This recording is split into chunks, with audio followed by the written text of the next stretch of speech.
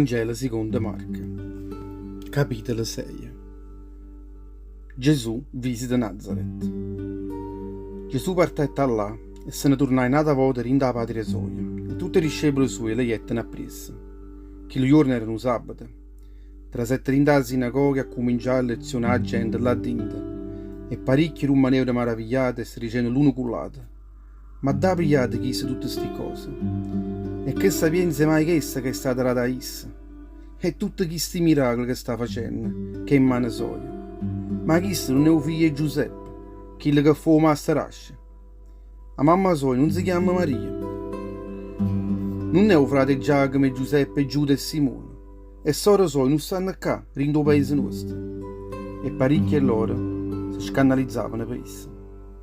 Gesù ricetta a loro: un profeta non è mai apprezzato rinda la patria sua, fra tutti i parenti suoi e rinda la casa sua. E non volete farla nessun miracolo, ma mettete sulle mani sue in cuore a pochi malati, e chi se nettano buone, e se meravigliai assai perché tutti i paesani suoi non credevano rinda essa.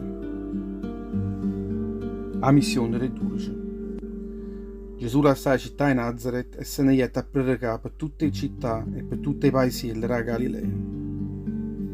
Tanti chiamai attorno a esse tutte le durici e mannai a due a predicare, e rette pure a loro che lo potere in cuore a tutti i spiriti infame.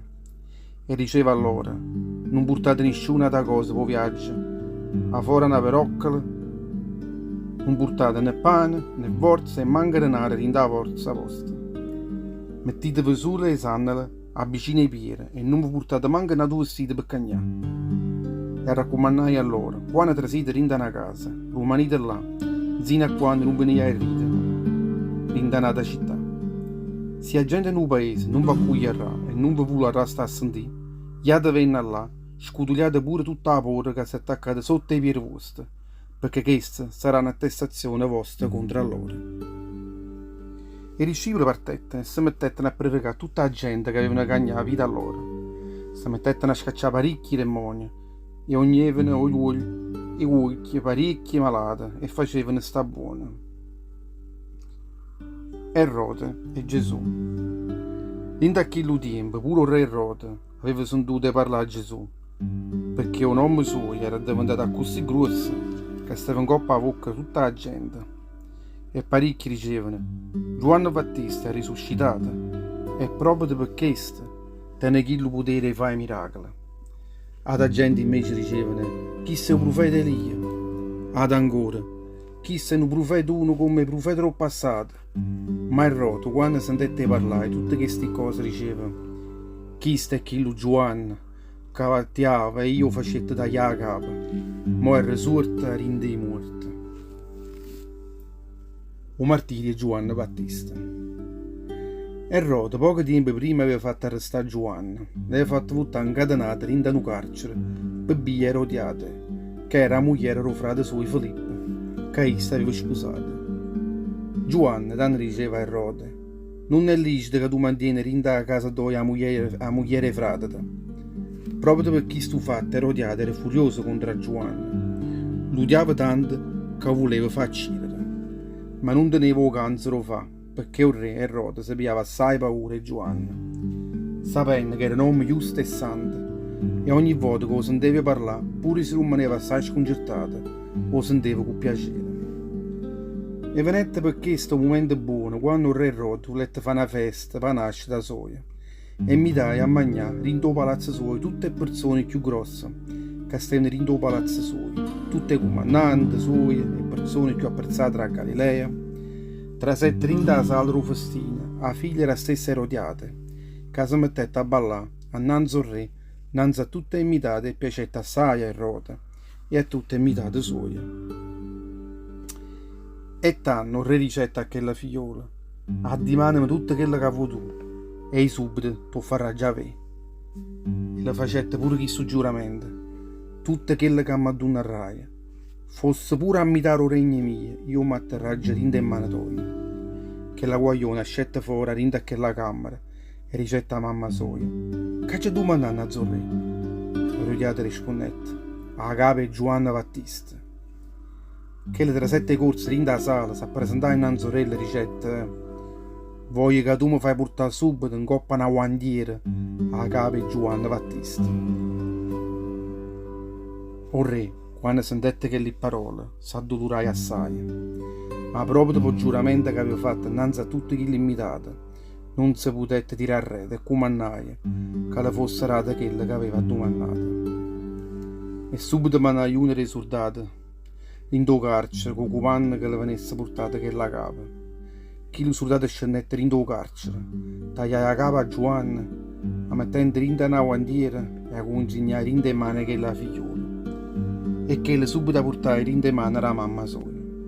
Quando i discepoli di Giovanni sapettero che era stata accisa, jettero a pigliare il corpo suo e lo mettettero in una terra santa. Ritorno dei discepoli. Tutte le apostole s'aunettero attorno a Gesù e le contarono tutto quello che loro avevano fatto e che avevano predicato. E essi dicette a loro: andiamo a qua, andiamo in un pizzo più appartato, venite insieme conmigo, là magari troverete un po' di pace e un po' di ricetta.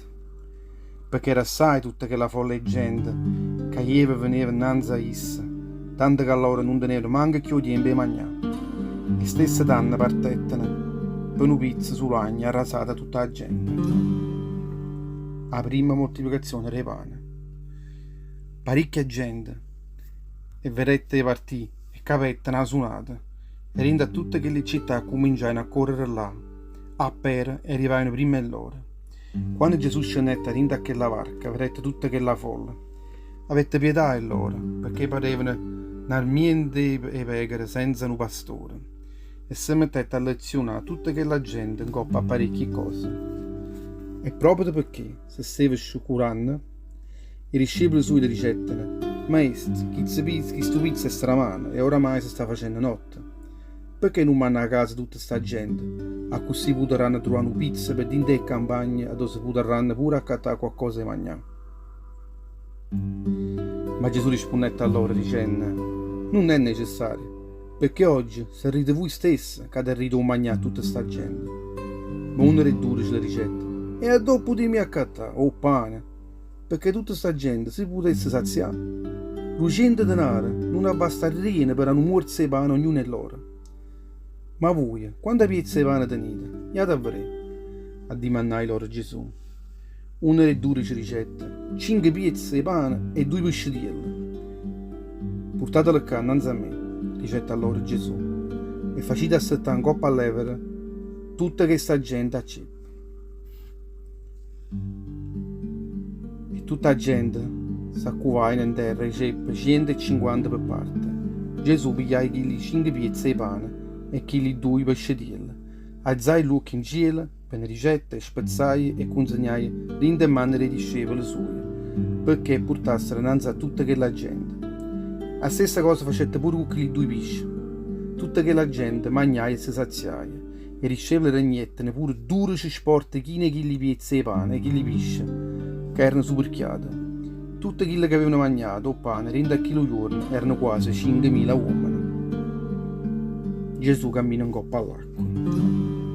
Subito dopo Gesù facette salire i discepoli in coppa alla varca e comandai a loro e gli all'ada sponnero o lago. Indirizzandosi in mezzo alla città e Bezzaita e lo aspettava là. Veramente disse capacitava la gente se ne tornava a casa loro. Gesù poi salutai tutta quella gente e loro se ne tornarono a casa loro. Quando tutta la gente se ne richiude, se ne saietta in coppa a una montagna e là passai tutta la nottata a priare.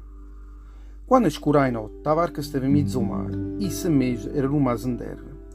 E quando se ne adunai che i discepoli suoi non ce la facevano più a fugare, perché tenevano un vento contrario, mezza alla fine della nottata, jette incontro a loro, camminando in coppa all'onno al mare, e voleva pure passare. Ma tutti i discepoli, vedendo uno che camminava in coppa al mare, e s'accostava a loro sempre più, dicettero: è uno spirito! E si mettettero a luccare forte perché tutto quanto l'avevano vista e si stavano cagando sotto la paura. Ma Gesù subito dicette a loro: coraggio, son chi, non vi pigliate a paura. Poi saiette in da varca insieme con loro e subito vien fernette ciuscià. Ma tutte quelle che stavano in da quella varca rimanettero tanto assai sconcertate Non solo perché ne avevano afferrato un miracolo roppane, ma pure perché il cuore era ancora industato rinda allora per credere a essa. Gesù guarisce i malati a Gennesaret. Quando tuccaino che la risponderò là, che dove era indirizzata, sbarcaino a Gennesaret. Come scenetta rinda la varca, tutta la gente lo conoscette e subito si spannetta la voce per tutta la città e rinda ogni pizza cominciaino a portare innanzi a esse i malati in coppie e lettuccielle, a dove sentevano a esse che si trovava. E a dove arrivava, rinda i paesi, rinda le città e rinda le campagne, mettevano tutti i malati rinda l'aria della città e del paese e supplicavano e potevano magari toccare pure solo un piezzo romandiello solo. E tutte quelle che già facevano a dove toccare venivano subito sanate.